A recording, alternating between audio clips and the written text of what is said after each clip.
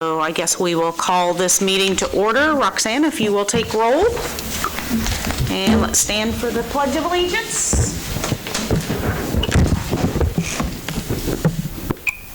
I pledge allegiance to the flag of the United States of America and to the republic for which it stands, one nation, under God, indivisible, with liberty and justice for all. Go ahead.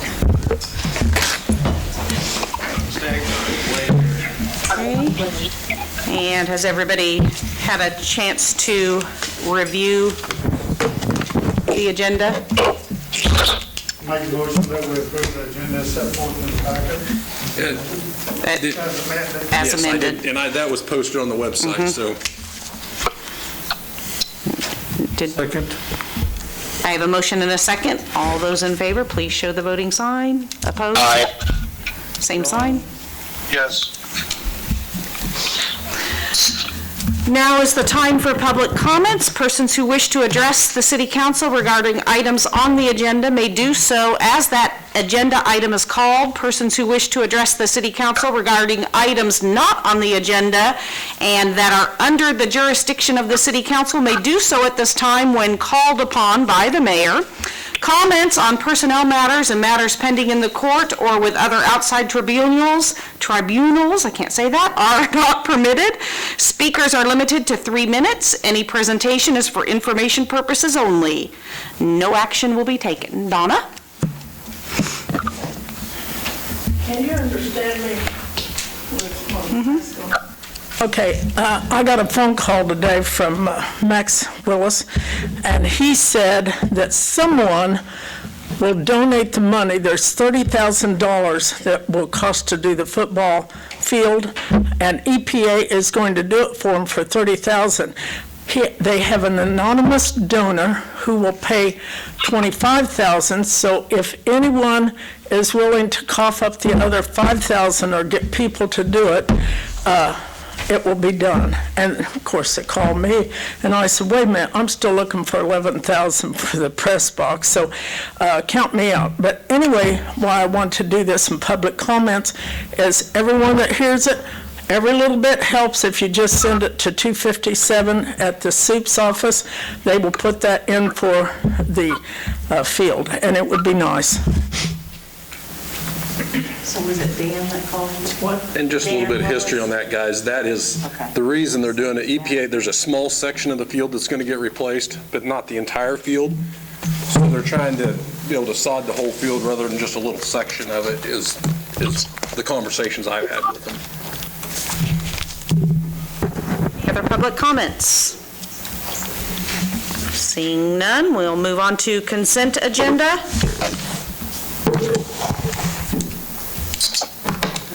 I just want to make a note that we are approving the year-end appropriations as well as the ones for this meeting, just so we can pay the bills through the end. We'll bring you the appropriations at our next meeting or send them out via email.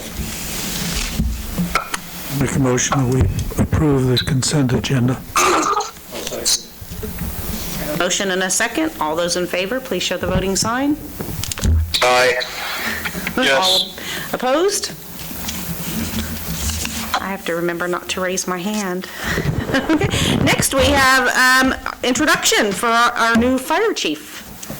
Yes, Council, I want to introduce our new fire chief, Chase Wagner. He started last week on Tuesday. If you want to come up to the podium, Chase, you can tell him a little bit about yourself. And I just wanted to give him put a face with the name and... Well, at least half a face with the name. Right. I'll tell you a little bit about myself. I'm a Scorpio. I enjoy long walks on the beach. No, my name is Chase Wagner. I want to start out by saying I certainly appreciate the opportunity to come and serve the city and the citizens of Iola, as well as the citizens of Allen County at large for our EMS role. For those of you who don't know about me and my background, from Missouri originally, I'm a Missouri State graduate, have a master's degree from Louisiana State University system. I was a fire chief for the city of Girard for 4 years before coming here. I've been a volunteer and career firefighter since 2007, I believe. So anyway, kind of open door. I'd be more than happy to speak with any of you if you have any questions or concerns about the department or the direction direction we're heading. Ultimately, I'm very, very lucky that normally when cities hire an outside of the agency fire chief, it means there's been a problem, and I'm lucky that I'm kind of walking into a situation where we've had two back-to-back long-serving chiefs who just retired, and I worked with Donald pretty closely with the Southeast Kansas Chiefs Association. I met Chief Thayer a couple of times, and so just really wanting to kind of build on what we have going so far and continue improving and moving the city fire department in the right direction and try to get some new equipment and fill a couple of vacant positions and try to provide the best quality service I can. And I tell everybody that I meet, I'm sort of like the Undertaker in town. Nobody ever wants to see me professionally because it means that you guys are having a pretty bad day. So I'm trying to get out in the community and meet folks as I can. And hopefully here in the next few weeks we'll find a house that we can settle on and get my wife moved across the state lines in here maybe sometime in January. So thanks a lot. Appreciate it. I'm going to take Chase to the county commission meeting tomorrow, first thing, and introduce him to the county commissioners as well. So. On to new business. Item A, 2020 budget amendments, public hearing and approval. So you want to just open the public hearing, Nancy, and then we'll see if there's any public comment, and then we can close it and act on the... Is there a specific wording for it? All right, at this time, I will open the public hearing for budget amendments. Seeing as there are no comments or no people stepping up to the mic, I will close the public hearing. All right, council, it's basically the same thing I mentioned at the last meeting when we set the public hearing. The three amendments we've got is the library fund, which is basically due to more revenue than we had allocated to give the library, but we've got to give them that amount. The industrial fund is due to the $125,000 incentive that we gave Peerless when we only had, I think, $40,000 or so allocated. And then the sales tax fund, we allocated $300,000 for the hospital expenditures this year, and actually we had a good sales tax intake this year, and we actually paid out around $350,000, which is the max of the contract that we had with them, or the agreement. So those are the three amendments. They're pretty basic. And just as a note, for the hospital, we've given them almost $3 million to date, roughly. So it was a big investment.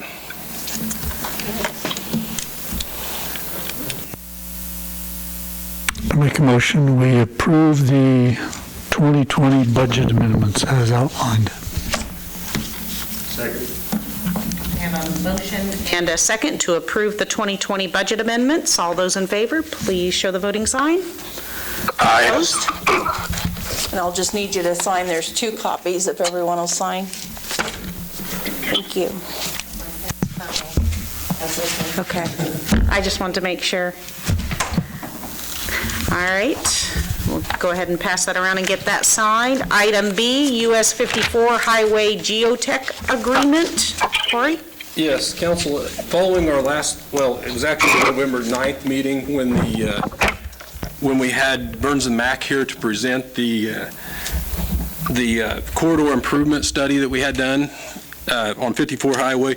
It was obvious that you guys wanted more information as far as the base underneath the road to determine whether or not that definitely needs either totally refurbished from the ground up with a base reconstruction, or if we could get by with just a mill and overlay, or possibly sections of mill and overlay versus full depth restoration. So included in your packet, I had Burns and Mack put together a price. They actually are subcontracting it to Geotech Technologies, I believe they're called, and it's just a pass-through, but our engineers that way will also look at the information provided. It roughly is going to be, I think, about 15 core borings throughout the length of the project. Depending on what they see will dictate where they're at. They're going to be roughly, I think, 700 foot apart based on the information I've seen. It's really the next step in deciding where we go with the project. I can tell you, in visiting with the engineers, this is a cost that if we go forward with the project, we would incur this cost anyhow. So it's not like we're spending money just to decide what we want to do with it. We'd have to do it eventually. So I guess we're just looking for, and this work wouldn't be done until after the first of the year, and we will do, we'll do the traffic control to help these costs. I mean, originally it was going to be around $30,000 to $35,000, but the street department will do all the traffic control for them through those 2 or 3 days that they're here to help reduce that cost down to that $28,400. So, and rather than have, because it would set us over probably in the budget this year. They could have got it done this year, but I wanted to hold out till after the first of the year and not have to mess with Roxanne's amendments. So I guess at this point, staff's looking for just a approval to move forward with the geotech report and more investigation into the road base. What fund is that out of? That fund, Ron, that will come out of the capital projects or the sales tax fund. Right now, we've been transferring money out of the 96 fund into Fund 98, which is major street repairs. And we've got roughly, what I say today, Roxanne, 1.2, 1.3 million that's we've kind of been laying back each year out of the budget for the project. I know that's not much considering we're looking at probably a $12 to $13 million project, but that's where I would probably take this nominal fee out of the sales tax money at this point, Ron. Oh, thank you. You bet. Well, in general, I think we're proceeding along a path to spend more money on a project than we've spent in the city since the water plant was built. Is that correct? That's probably a fair statement, yes. And I'm uncomfortable with moving forward on this without more consideration of the total budget and and a more refined capital improvement program analysis. And I did lay, Carl and I visited about this earlier today, and that spreadsheet that I laid there for you is generally what, and actually I think you helped us started back when you were here to a certain degree, that just I guess what I would call the forecast of road and major projects in town is kind of what I call that. It's not really a 5-year plan. Historically, at least since Sid's been here and when Carl was here, I don't know that we've ever passed a 5-year plan for capital projects like that. We've typically done it during our budget cycles, and I did pull some of my budget numbers in the past. So I guess when I look at the 5-year plan, I'm thinking that our capital projects fund is kind of our 5-year plan of what we're allocating over the next couple of years or project. I mean, we can do a full 5-year plan. I'm not sure exactly how that entails or what, who we might need to. Well, I think we could get a copy of a couple other cities. I can hunt that down for you of what they put together as a capital improvement plan. And probably on a regular basis, we wouldn't need to go into that amount of detail. Typically, a city of our size doesn't spend a whole lot of money and effort on 5-year plans because we don't have that much to spend to start with. But considering the size of this project, I think it's important that we spend a little more time in reviewing what we have done in the past few years. I mean, the sheet that you put together with Dan that showed what improvements had been made in the last 10 to 20 years. Yeah, that was in your November 9th packet, I believe.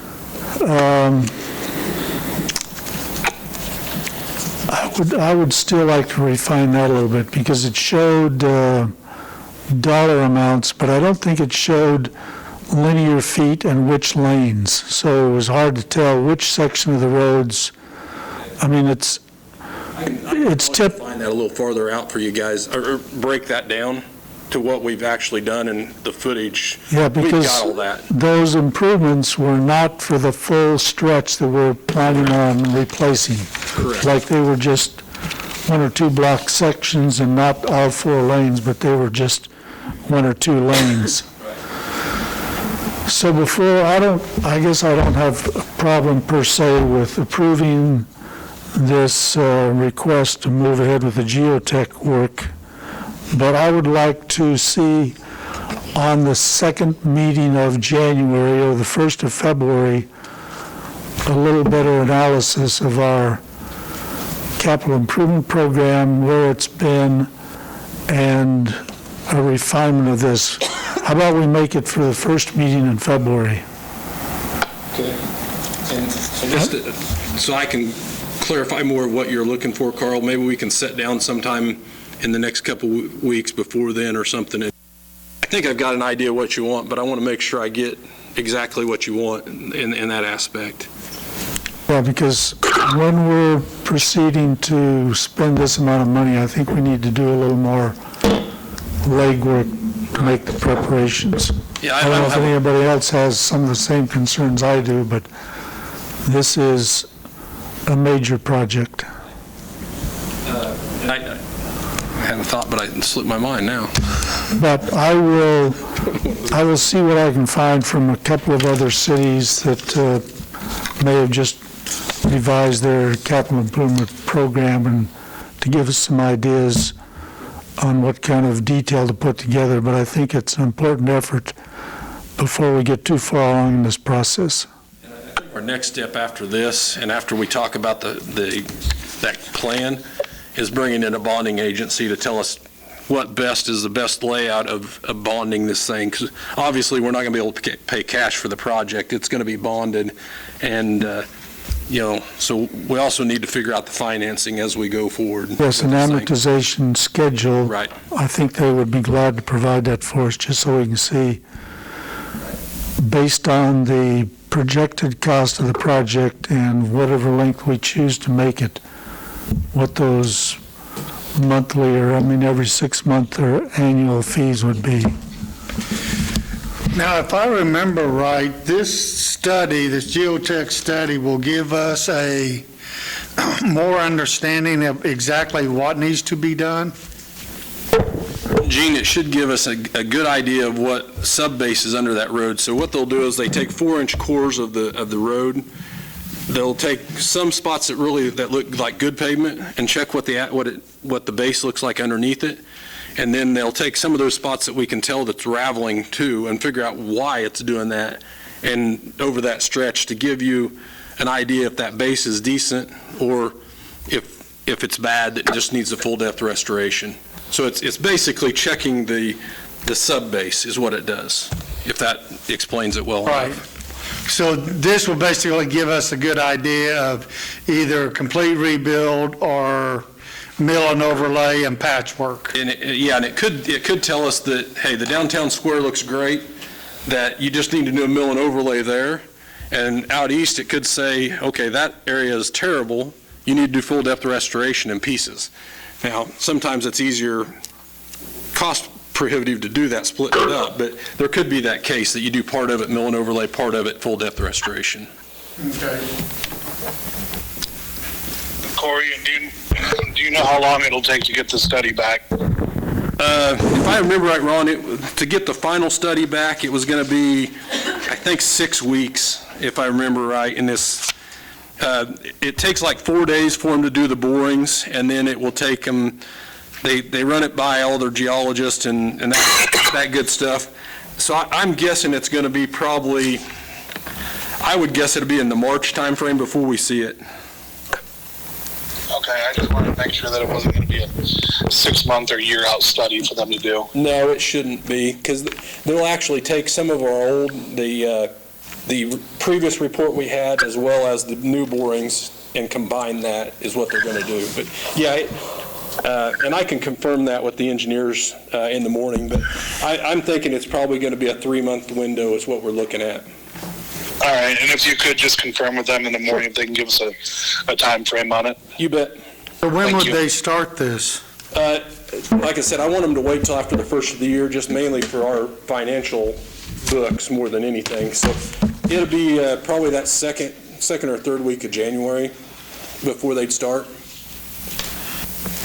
Like I said, you won't see them in town, but maybe 3 or 4 days to do the borings. So. Any other questions, guys, concerns? Any other discussion then? All right. Get a motion? I'll make a motion to approve the amendment to professional service agreement with Barnes and Max for additional geotech research in the lump sum of $28,400 and authorize staff to sign necessary documents. Have a motion and a second. All those in favor, please show the voting sign. Yes. Aye. Motion passes. Move on to item C, USD 257 house move request. Council, over the last couple of weeks to a month, staff has been working with school district representatives as well as patent house moving. The school district did purchase the house to the south of the bolus. It'd be just south of the parking lot on Buckeye. They purchased that and are planning to make another parking lot in it, and actually was trying to find somebody to move it because it's a decent structure. And the school district stepped up and has purchased it, I think, for $1. They've got some expenses to incur with that moving, roughly $20,000 to move the structure, around $12,000 or $13,000 in putting a new footing down at the new lot, and then obviously our infrastructure that we've got quite a bit of work to do. It's not a lot of hours, but it's going to be over about a 3-day span.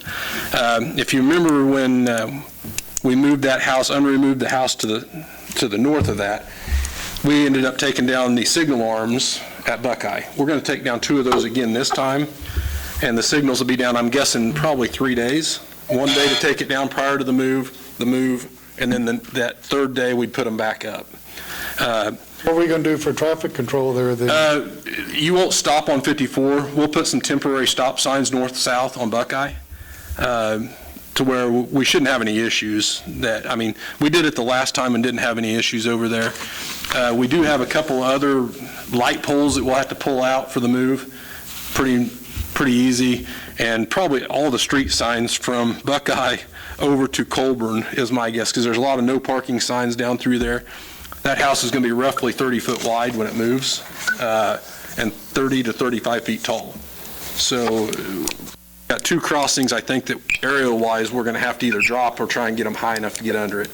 And honestly, I look at this as it's roughly $5,000 for us, but it's all in-kind labor and equipment cost that I've got built into this thing. It's not materials. We'll do it all during the day. And my thought is we're investing in a house and trying to keep the housing stock. The school is going to go in there and remodel that house. Their building trades class is actually going to go in and remodel it, and they're going to try and sell it. And this thing's going to happen pretty quick. I think they want to get it moved that first week of January. So the next semester building trades class can actually go in and start working on it. So, and I know they've got 2 other expenses I haven't seen that they'll see is, number 1, Bell Telephone and Cox have got 2 lines that underhang us that I know are going to be in their way. So they will have some more costs there.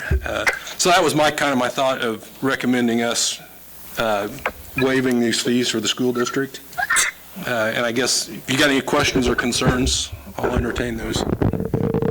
Housing is a premium in Iola, and we lost, 7 or 8 homes with the school rebuild.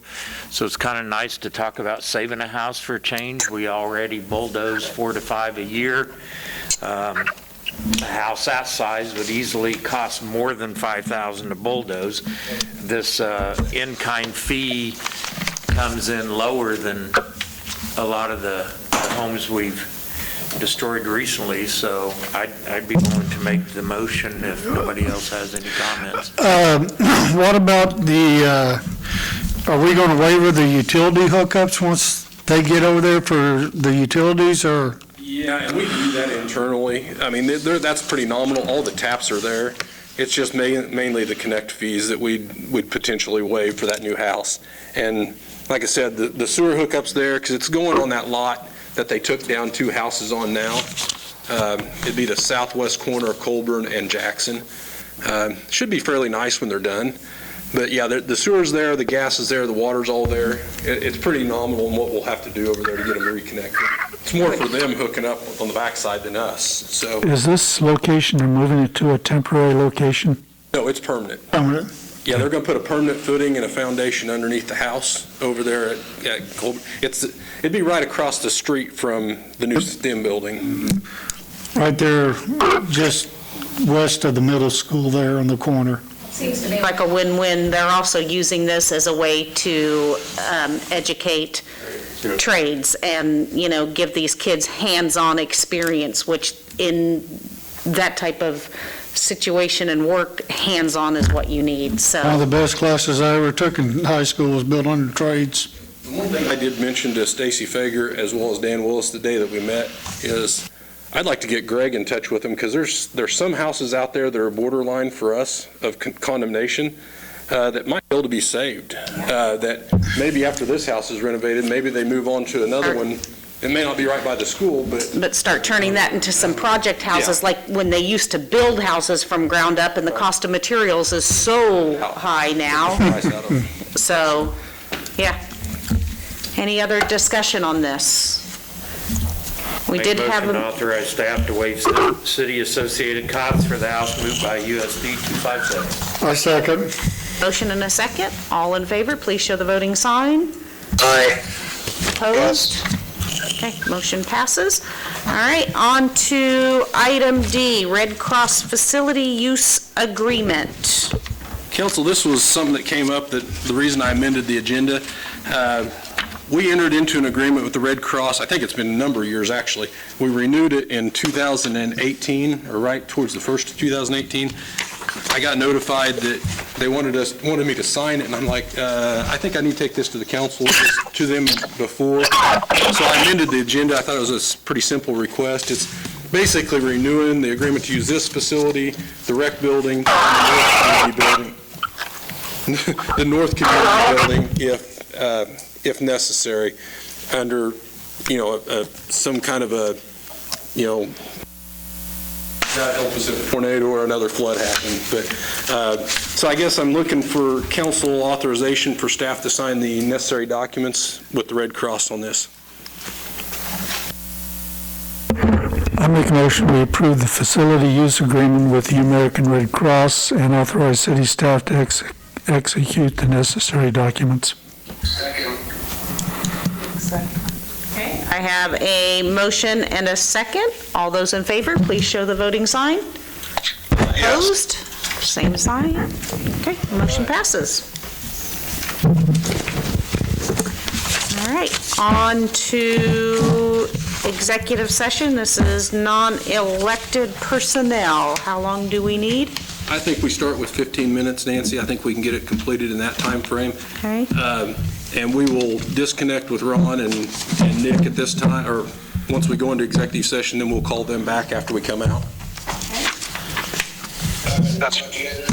An executive session for 15 minutes, so returning at, let's say, 6:45.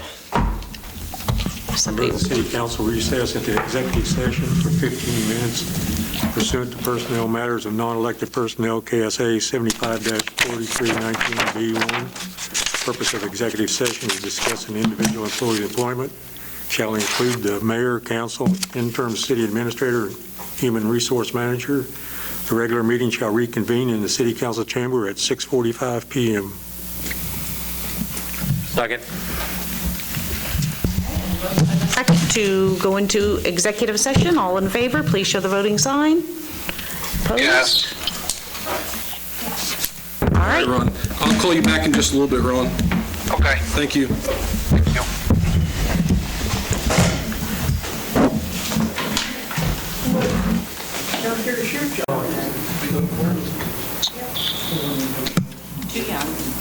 Just leave it at that. All right, we've got everybody back, Nancy. I think we've got Ron and we've got Nick on the phone. Okay, we are back in session. If I can, do I just ask somebody to make a motion? Yes. Somebody would like to make a motion? I'd like to make a motion that we approve the employment contract for a new city administrator for Matthew S. Rader, and authorize whoever's signing this. It's the mayor, Carl. Authorize the mayor to sign, and mayor and city attorney to sign the employment contract. I have a motion and a second to approve the employment contract. So all those in favor, please show the voting sign. Opposed? Ron, how would you vote? I didn't hear you. I'll vote no. Okay. The motion passes.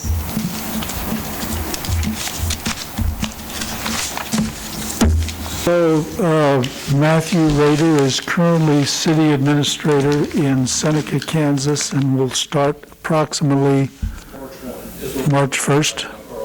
Okay. And Richard, if you give me just a little bit to call him after the meeting. Thank you. We had 3 against. Did you get that? I don't know if you heard the votes either, Ron. I didn't, but I did hear. 3 against and 5 for. Move on to council and administrator reports, and we'll just start with Carl. Let's see, we are not meeting again until the second, Be January 11th. 11th? Okay. Well, wish everyone a Merry Christmas and Happy New Year. One thing I got is Merry Christmas and Happy New Year's to everybody. Be safe.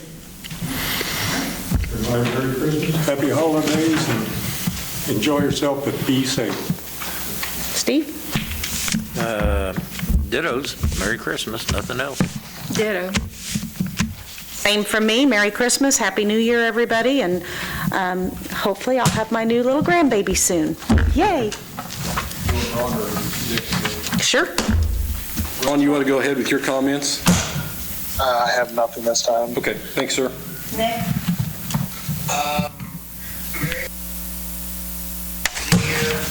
Anybody celebrating other holidays, happy holidays to you as well. Be safe. Children like me. Corey? Yeah, I just have a couple things, guys. In my weekly report, I gave you a little bit of information on one of our units, that is the chipper truck, and Jim has put the bid specs together, and it was actually allocated for this year. We'd been holding off, and unfortunately, the computer went out in the truck. It sat at JD's for probably a month trying to find a used computer or a new one, and there just isn't any out there, I guess. But it is a fairly old vehicle, so we're putting bid specs out now, and that will come back to you guys on January 25th meeting. The next agenda, we've got a couple annual bid openings or bid approvals, the crushed rock bid as well as the fuel and gas bid. Both of those will be approval for 1 year with the option to extend it for another 2 years, so essentially it could be up to 3-year term for them.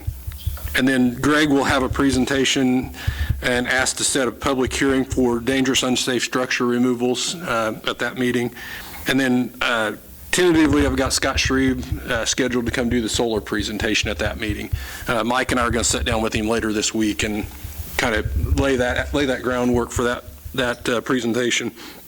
And then at January 25th meeting, we'll have the mill and overlay bid acceptance as well and a dump truck bid. That's all I've got tonight, guys. I just want to give you kind of an oversight. Nancy, I do got one more thing. They're on between east of the doctor's office on Kansas Drive. Are they putting in a new water line there, or what are they doing there? We did. That water line's kind of been on Mitch's replacement schedule for a while, and since we were talking about adding that to the mill and overlay based on the traffic with the construction, we went ahead and laid that water line this year to try and get ahead of that to where we have leaks on it quite frequently. So it was one of those things that it was a pretty small project for the water crew. Is that the main line that's going to be feeding the school? No, they'll be fed off of Kentucky. Okay. But part of it's under the roadway, and we didn't want to dig up a new road with the water leak or have to replace the main after we might have overlaid it. So that's why we jumped out there and done that. Yeah, I just noticed that, and I was just wondering what was going on there. Thank you, Corey. You bet. Anything else? I make a motion that we adjourn this meeting for the evening. I have a motion and a second. All those in favor, show the voting sign. Meeting adjourned. Thank you.